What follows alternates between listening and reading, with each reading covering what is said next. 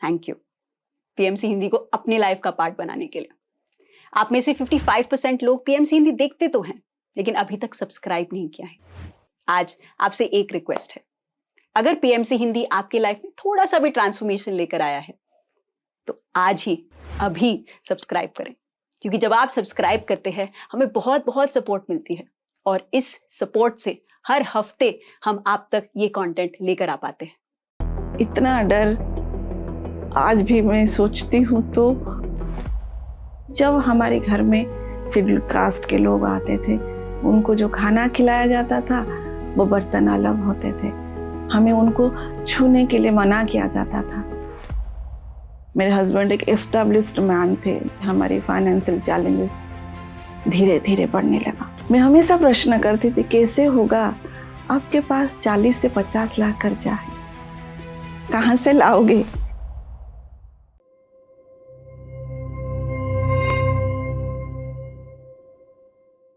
अपने आप को समझने के लिए, अपने जीवन को समझने के लिए, अपने जीवन की पर्पज को जानने के लिए ध्यान ही एकमात्र माध्यम है। आज ऐसे ही एक जीवन की यात्रा में आपके साथ साझा करने जा रही हूँ। बचपन से ही जैसे ही एक बच्चे का बुद्धि एक्टिवेट होता है, उसी उम्र से ही मेरे मन में कुछ प्रश्न उठ रहे थे, जैसे कि क्या भगवान एक ही है या अलग अलग धर्म के अलग अलग भगवान हैं? अगर राम थे तो अभी क्यों नहीं है? अलग अलग माइथोलॉजी भगवान की गाथा अलग अलग बोल रहा है। सृष्टि का क्रिएशन भी अलग अलग लोग बोल रहे हैं। ऐसा क्यों? सत्य तो एक ही होना चाहिए। पता नहीं उस बाल उम्र में ये प्रश्न मेरे मन में उठ रहे थे। और कुछ प्रश्न उठ रहे थे, जैसे कि मेरा जन्म एक ब्राह्मण परिवार से हुआ है, तो जब हमारे घर में शेड्यूल कास्ट के लोग आते थे तो वो नीचे बैठते थे, उनको जो खाना खिलाया जाता था वो बर्तन अलग होते थे, हमें उनको छूने के लिए मना किया जाता था। मन में प्रश्न उठता था कि उनमें और हम में अंतर क्या है? इन प्रश्नों के साथ हर बार बार मेरे मन में आता था, क्या मैं इनके लिए कुछ कर सकती हूँ? तो मेरी माँ उन भिखारियों को जो कुछ देती थी तो उसमें से और कुछ जोड़ के मैं देने की प्रयास करती थी। मुझे अच्छा लगता था वो करना, और बचपन से ही एक सुंदर समाज की स्वप्न मैं देखने लगी। एक प्रकृति से भरा हुआ समाज जहाँ पे हर कोई खुशी से बात कर रहा है। पता नहीं ये क्यों मैं देखती थी, लेकिन मैं मन ही मन में ये विजुअलाइज करती थी कि मैं नेचर के आसपास हूँ और मुझे बहुत सुकून मिलता था इससे। और इन्हीं प्रश्नों के साथ और नेचर के साथ ही मैं धीरे धीरे बड़ी होती गई और ढूंढती थी कि कुछ कर पाऊँ, क्योंकि मेरी परिवार जो है वो बहुत हाईली एजुकेटेड परिवार था, तो हमेशा पढ़ाई को ज़्यादा प्राधान्य दिया जाता था, लेकिन मेरा मन तो समाज में घूम रहा था। मैं उनके लिए कुछ कर पाऊँ वो बारे में मैं सोच रही थी। और कहीं ना कहीं मुझे ये मौका मिला। जब मैं 11th क्लास में आई तो स्कूल में NSS करके एक संस्था, जिसके माध्यम से हम समाज में जाते हैं, लोगों को हेल्प करते हैं, कुछ अनपढ़ लोगों को पढ़ाते हैं, गांव की साफ सफाई करते हैं। और जब मैंने उस काम को करना शुरू किया मुझे बहुत मज़ा आ रहा था, और मैं वेट कर रही थी कब ये कैंप दोबारा आए और मैं फिर से जाके उन जो निचली वर्ग के लोग हैं उनके लिए कुछ कर पाऊँ, कुछ हेल्प कर पाऊँ। और ये मैं लगातार मेरा 11th 12th और ग्रेजुएशन तक मैं करती रही, और मुझे उसमें से थोड़ा बहुत सुकून मिलता था, लेकिन मन में कुछ था कि नहीं, ये जो मैं करना चाह रही हूँ, जितना मैं करना चाह रही हूँ, ये उतना तो नहीं है। फिर मुझे 1997 में गवर्नमेंट ऑफ ओडिशा से एक जॉब मिला जो कि 2 साल की है, जिसको बोलते हैं नेशनल सर्विस वॉलंटियर NSV। ये 2 साल की जर्नी में मैंने कम से कम 10 सिटी में जाके अवेयरनेस समाज में लाने के काम किया। ये गवर्नमेंट ऑफ ओडिशा का प्रोजेक्ट ही था एंड मुझे बड़ा मज़ा आता था। मैं हर यूथ में जाके, कॉलेज में जाके यूथ से मिलती थी, उनसे बात करती थी। वो काम का ऐसे ही था कि आप यूथ को एक्टिवेट करो, उनको प्रेरणा दो और वो कैसे काम कर रहे हैं उसके बारे में समझो, उनको मदद करो और फिर से गवर्नमेंट ऑफ ओडिशा को आके रिपोर्ट करो। तो मुझे ये 2 साल की जो काम है इतना मज़ा आ रहा था। इन्हीं 2 साल के अंदर एंड में मुझे एक 10 दिन का कैंप में ज्वाइन करने का मौका मिला। वो क्या 10 दिन का जो कैंप था, ये मेरी लाइफ का एक नया मोड़ था जो कि मैं अभी समझ पा रही हूँ। उस 10 दिन के कैंप में हम कुछ वॉलेंटियर थ्रू आउट उड़ीसा के जाके वहाँ पे 10 दिन रहे थे और उस कैंप में कहीं ना कहीं मैंने एक कनेक्शन अपने आप से फील किया। बहुत सारे बाउंड्रीज मैंने खुद अपने लिए बनाया है, वो भी मैंने फील किया। चाहे वो समाज से मिला, चाहे वो मेरे खुद से मिला, लेकिन कहीं ना कहीं ये बाउंड्रीज मैं फील कर रही थी। एंड वहाँ पे उस कैंप के डे पे हमें एक वीडियो दिखाया गया जिसमें ट्राइबल लोगों की खास करके लाइफ कैसे जीते हैं वो लोग, उसके बारे में वो वीडियो था। वो वीडियो जब मैंने देखा तो मैं बहुत ज़्यादा इमोशनल हो गई थी। एक्चुअली मैं इसलिए ज़्यादा इमोशनल हो गई थी, उनके भीतर एक कंपैशन, एक इनोसेंस उनकी फेस पे वो वीडियो से मुझे फील हो रहा था। एंड कहीं ना कहीं मुझे ये लग रहा था कि इनको हम लोगों की ज़रूरत है। बहुत दुखी है। एंड मैं अपनी बचपन में जो दुखी लोगों को देखती थी, वो दुखी जो फीलिंग है, वो फीलिंग कहीं ना कहीं वो वीडियो देख के वो ट्राइबल लोगों को जो मैं देख रही थी, सेम फीलिंग में फील कर रही थी। एंड क्योंकि तब तक मैं बड़ी हो चुकी थी, तो आधुनिक समाज का जो मेटेरियलिस्टिक वर्ल्ड का जो सोइंगनेस है, पैसा, रुतबा, दिखाना, अब हर के लिए कुछ ना कुछ कर रहे हो, लेकिन वो प्यार जो मिलना चाहिए वो ना मिल के आपको नफ़रत मिल रहा है या कंपैरिजन मिल रहा है। बहुत सैटिस्फाइड करना पड़ता है लोगों को, फिर भी खुश नहीं है लोग, आपको इम्प्रेस करना पड़ रहा है लोगों को। तो मेरे मन में ये आ रहा था, मैं उस समाज के लिए क्यों जीऊँ जहाँ पे मुझे इतना मेहनत भी करना पड़े और थोड़ा सा प्यार भी ना मिले। मैं उस समाज के लिए क्यों ना जीऊँ जिनको मेरा ज़रूरत है, जिनके साथ रहते हुए मैं जो लव है, जो प्यार है, उसको कहीं ना कहीं वहीं से बैठे बैठे मैं फील कर पा रही थी। इन्हीं के लिए ही मैं अपने जीवन को निछावर कर दूं। मुझे ये सो सराबा दिखावा जीवन नहीं चाहिए। मुझे ये प्रकृति से भरा, क्योंकि बचपन से मैं प्रकृति के साथ भी बहुत कनेक्टेड थी एंड कहीं ना कहीं ट्राइबल लोग भी प्रकृति से कनेक्टेड होते ही हैं। तो एक ज़बरदस्त कनेक्शन उस वीडियो से मुझे आ रहा था। एंड मैं घर में जब वापस आई 10 दिन के बाद, एक नए पन से मैं घर से वापस आ रही थी और मैंने आके घर पे बोला मेरे फादर को कि मुझे मेरी जीतने का जो सफ़र जो मुझे करना है जीवन में, वो मुझे मिल गया है एंड मुझे अब यहाँ पे जाना है, मुझे इनके लिए काम करना है। हो सकता है मेरे फादर के पास ये नॉलेज था कि समाज से अंदर जाके कैसे काम करना है, क्या क्या चैलेंजेस फेस करना पड़ता है, या कहीं ना कहीं मैं अपनी जो मेटेरियलिस्टिक वर्ल्ड से दूर जा रही हूँ और जो सेवा की भाव है उससे करीब आ रही हूँ। एंड मैंने ये भी बोल दिया कि मुझे शादी नहीं करना है, मुझे पूरा लाइफ इसी में ही देना है। तो कहीं ना कहीं मेरे फादर डर गए और नहीं हो पाया किसी भी कारण की वजह से। वो एक स्वप्न ही जैसा मेरा रह गया जो मैं करना चाह रही थी वो हो नहीं पाया। फिर मैंने डिसीज़न सुना दिया अपने फादर को, या तो मुझे जाने दो या तो फिर मेरे को शादी कर दो। मैं इस पढ़ाई करके, धन उपार्जन करके, मनी के पीछे मैं इसमें नहीं जाना चाहती। एंड यहाँ पे और एक नई शुरुआत मेरे जीवन में हुई। 1999 में मेरी शादी हुई।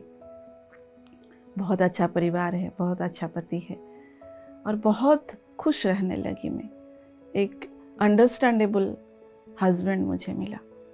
कहीं ना कहीं मैं जब उनके साथ मेरे अपने ड्रीम को शेयर करती थी, वो समझ पा रहे थे कि मैं क्या चाह रही हूँ। कुछ करेंगे ये भी वो बोलते थे, लेकिन वो जो करने का जो जज्बा है वो तो भीतर था, लेकिन कहीं ना कहीं धीरे धीरे हम दोनों एक ऐसे फाइनेंशियल ट्रैप में गिरने लगे जहाँ पे उठने के लिए हमें सालों लगे। मेरे हस्बैंड एक एस्टैब्लिश्ड मैन थे जब मेरी शादी हुई थी, लेकिन ग्रेजुअली धीरे धीरे कुछ ऐसा डिसीजन की वजह से हमारी फाइनेंशियल चैलेंजेस धीरे धीरे बढ़ने लगा। और ये चैलेंजेस इतना बढ़ गया कि 1 साल नहीं, 2 साल नहीं, 3 साल नहीं, हम कम से कम 10 साल इस फाइनेंशियल चैलेंजेस के साथ जूझते रहे। हर नया साल में हम पति पत्नी यही सोचते थे, ये नया साल हमारे लिए कुछ नया लेके आएगा। इस बीच में मेरे दोनों बच्चे भी हो गए थे, उनको बड़े कर रहे थे, लेकिन साथ में पैसे चाहिए। जिस पैसे के लिए मैं मना कर रही थी कि मुझे धन की खोज में या धन की प्राप्ति नहीं चाहिए, लेकिन आज मेरी वैवाहिक जीवन में, मैरिज लाइफ में उसी धन के साथ मैं जूझ रही थी। एंड हर साल नया स्वप्न लेके हम लोग आगे बढ़ रहे थे। कभी हम नेगेटिव नहीं हुए कि इस चैलेंजेस को हम ओवरकम नहीं कर पाएंगे। ये धारणा, ये विचार मेरे हस्बैंड के मन में कभी भी नहीं था। वो हमेशा बोलते थे, देखना कुछ तो होगा। मैंने अपनी लाइफ में किसी का बुरा नहीं किया, मेरे लाइफ में तो बुरा होगा ही नहीं। मैं हमेशा प्रश्न करती थी, कैसे होगा? आपके पास 40 से 50 लाख कर्जा है, कहाँ से लाओगे? कैसे चुकता करोगे? पता नहीं कहाँ से भगवान उनको हिम्मत देते थे। एंड जैसा सोच आप रखते हो, यूनिवर्स आपके लिए द्वार खोलता है। ये बात, ये ज्ञान अभी मिला है, लेकिन उस टाइम तो नहीं था। लेकिन सचमुच यही हुआ। यूनिवर्स ने हमारी द्वार खोल दी। हर नया साल जो सोच हम रखते थे, ऐसा ही एक नया साल आया हमारे जीवन में। 2011 आते आते कुछ अपॉर्चुनिटी हमारे पास आई, लेकिन उस अपॉर्चुनिटी को लेने के लिए बहुत बड़ा हिम्मत चाहिए, बहुत सपोर्ट की आवश्यकता थी। वो थी, मेरे हस्बैंड को बाहर जाना था पैसे कमाने के लिए। मेरे हस्बैंड को मुझे छोड़ के जाना उनके लिए भी पॉसिबल नहीं था और मेरे लिए भी तो संभव ही नहीं था, क्योंकि मैं इमोशनली बहुत वीक थी। मेरे भीतर बहुत फियर्स थे। मैं इनके बिना इस दुनिया में सरवाइव कर पाऊंगी, ये विचार मैं सोचते ही डर लगता था मुझे। एंड 2011 में ही फरवरी महीने मुझे ये अनमोल उपहार ध्यान मिला। जो विचार था कि हर नया साल कुछ नया होगा, एक्चुअली 2011 हमारे लिए एक उपहार लेके आया। और हम दोनों बच्चों के साथ ध्यान में एंटर किए। पहला दिन, जिस दिन मैंने ध्यान किया, पहला दिन में ही मुझे लगा मानो मुझे मेरा जीवन में जो तलाश था, वो तलाश यहीं पे ख़त्म हो गया। और ध्यान करते करते जो मास्टर हमें ध्यान कराने आए थे, वो बोल रहे थे कि आपकी लाइफ का हर समस्या का समाधान ध्यान है। चाहे वो आपकी जीवन की पारिवारिक समस्या हो, सामाजिक समस्या हो, आपकी हेल्थ की समस्या हो या आपकी फाइनेंशियल समस्या हो। तो दोस्तों, कहीं ना कहीं सब तो समझ में आ रहा था, लेकिन फाइनेंशियल चैलेंजेस को ओवरकम ध्यान से किया जा सकता है, ये मुझे कुछ जोर से ही सुनाई दिया। और उस दिन और आज का दिन ऐसा कोई दिन नहीं इस दिन हमने ध्यान नहीं किया। ध्यान जैसे मेरे जीवन का एक अंग बन गया। और पूरा परिवार, हम दोनों सभी ने मिलके ध्यान करना शुरू किया। और जो डिसीजन हम ले नहीं पा रहे थे कि हमें बाहर जाना है या नहीं जाना है, ये जॉब को ऑफर करना है या नहीं करना है, वो डिसीजन लेने की हिम्मत आ गई। नहीं, यूनिवर्स ने ये मौका दिया है। एक इतना बड़ा अंधेरे जीवन में एक थोड़ी सी रोशनी दिखाई दे रही है। इस रोशनी को हमें फॉलो करके जाना ही चाहिए। और वहाँ से एक नई सफ़र मेरे जीवन में शुरू हुई। हस्बैंड बाहर चले गए नौकरी में, मैं अकेले दोनों बच्चों के साथ रहने लगी। लेकिन मन में बहुत सारे डर, इतना डर, आज भी मैं सोचती हूँ तो इतना डर मैं कहाँ से लाई थी, किससे लाई थी, क्यों लाई थी। मैं इतना डरती थी कि मैं अपनी घर से बाहर निकलने में भी मुझे डर लगता था। एक रिक्शा वाला को अगर मैं बोलूं कि मुझे अपने घर तक पहुंचा दे, उससे बात करने में भी मुझे डर लगता था। और ध्यान करते करते पहला जो मैंने देखा मेरे भीतर, एक हिम्मत जो है वो आने लगी। और ये समझ आई कि आज जो डिसीजन हम दोनों ने मिल के लिया है वो हम दोनों का डिसीजन है। और धीरे धीरे ध्यान करते करते जीवन के बारे में, अपने बारे में बहुत कुछ समझ में आया।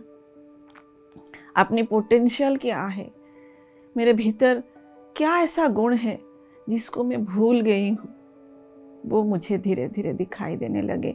और जो मेरे भीतर नेगेटिविटी थी, सबसे बड़ा नेगेटिविटी जो डर थी, वो धीरे धीरे गायब होने लगी। और साथ साथ जिस फाइनेंशियल चैलेंजेस को हम 10 साल लड़ रहे थे, कैसे इससे ओवरकम करें, उसका रास्ता हमें धीरे धीरे मिलने लगा। 1 साल के अंदर मेरे हस्बैंड का 2 प्रमोशन हुए, जिससे कि उनका जो तनख्वाह था वो तनख्वाह 3 टाइम्स बढ़ गया।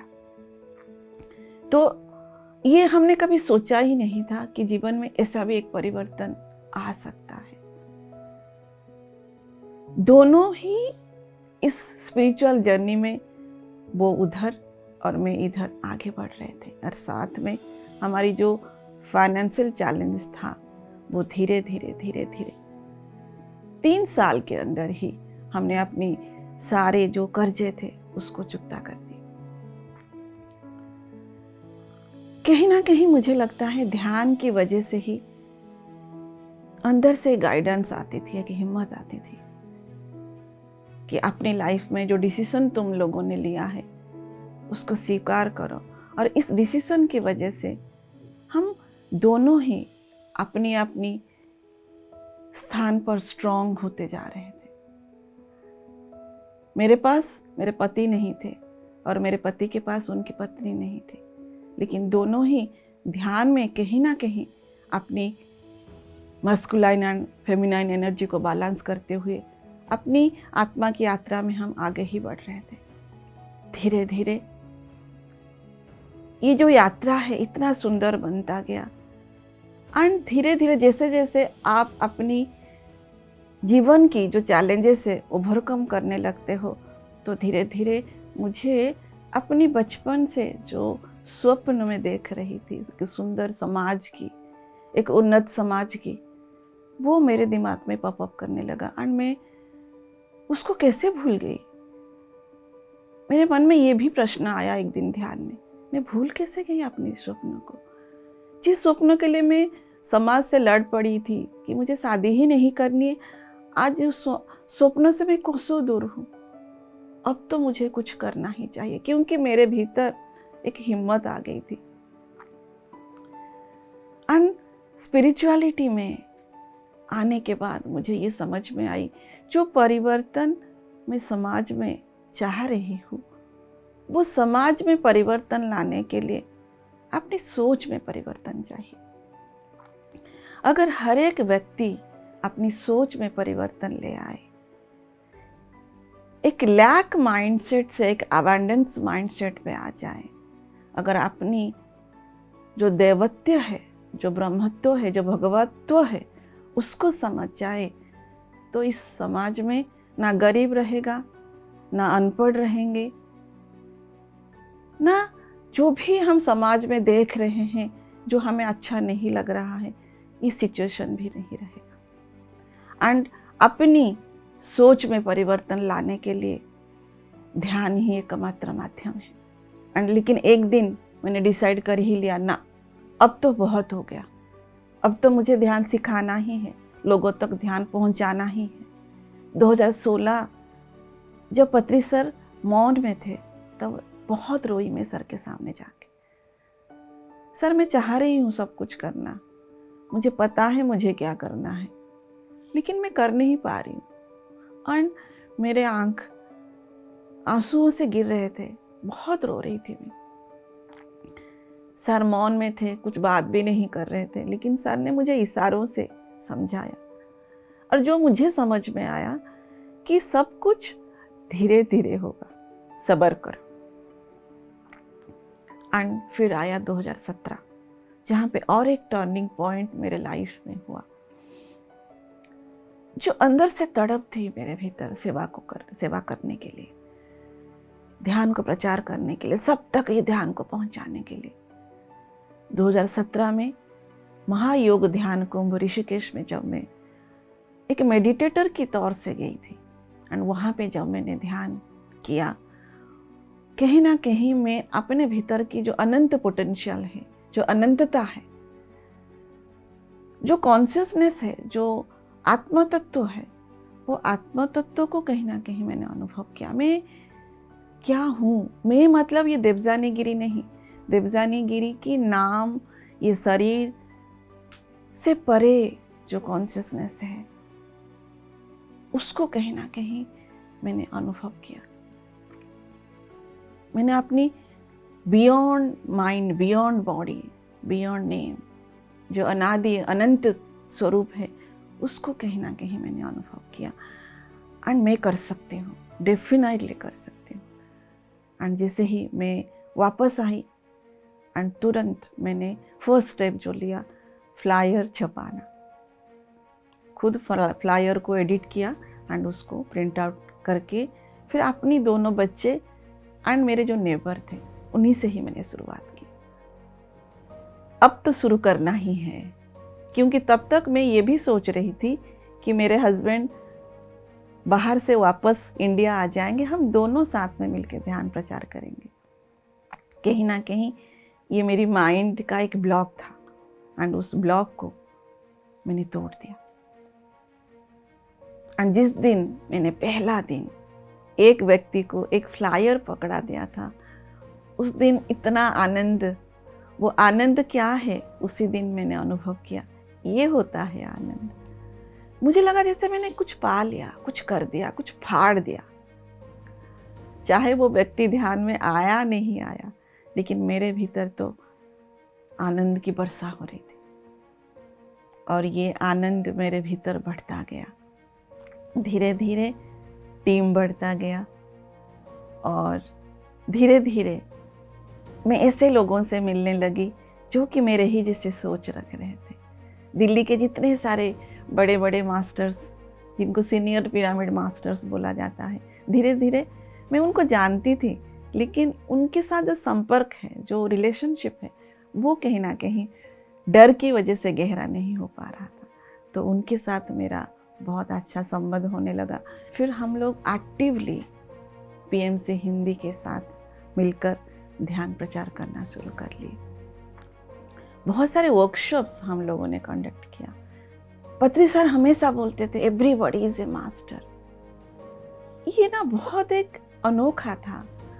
आपको सम्मान दे रहा है कोई आते ही, जबकि आज तक क्या होता है, हमेशा आपको डिग्रेड किया जाता है, आपको ये नहीं आता है, आपको वो नहीं आता है। लेकिन पत्री सर आते ही सम्मान दे रहे हैं। आप मास्टर हो, आप भगवान हो। तो ये जो दो शब्द है कहीं ना कहीं हर एक ध्यानी को प्रेरित करता था अपने आप को समझने के लिए, अपने जीवन को समझने के लिए, उस भगवत्ता को समझने के लिए। एंड वो ही राह पे मैं चल पड़ी। एंड वो राह मैं यही चाहती हूँ, जब तक मेरा सांस इस शरीर में है, जब तक इस धरती की माँ की कोख में मैं हूँ, तब तक मैं ये सेवा देती रहूँ। हर एक दिन ध्यान का है और हर एक दिन ध्यान प्रचार का है। यही सोच से ही मैं अपनी दिन का शुरुआत करती हूँ। और धीरे धीरे मैं ये समझ ही रही हूँ, मैं ऐसा नहीं बोलूँगी कि मेरी यात्रा यहीं पे ही ख़त्म हो गई। जब तक इस संसार में मैं हूँ तब तक अपनी गहराइयों को और समझती रहूँगी। और मेरा आप सभी से यही एक मैसेज है, ये जीवन बहुत अनमोल है। बहुत सोच समझकर हम खुद एक बहुत बड़ा प्लानिंग के साथ इस संसार में आए हैं। मेरी अगर फाइनेंशियल चैलेंज था तो वो क्यों था, किस लिए था?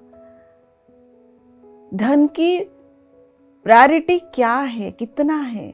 कहीं ना कहीं ये लर्निंग मेरे को करना ही था।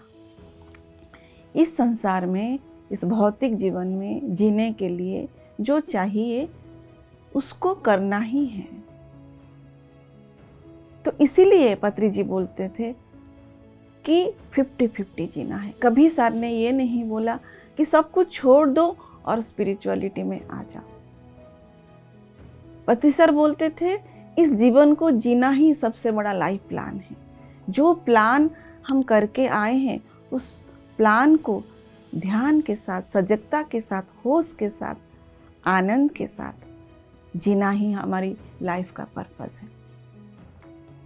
और वो तभी लाइफ का पर्पस हम समझ पाएंगे जब हम ध्यानी बनेंगे।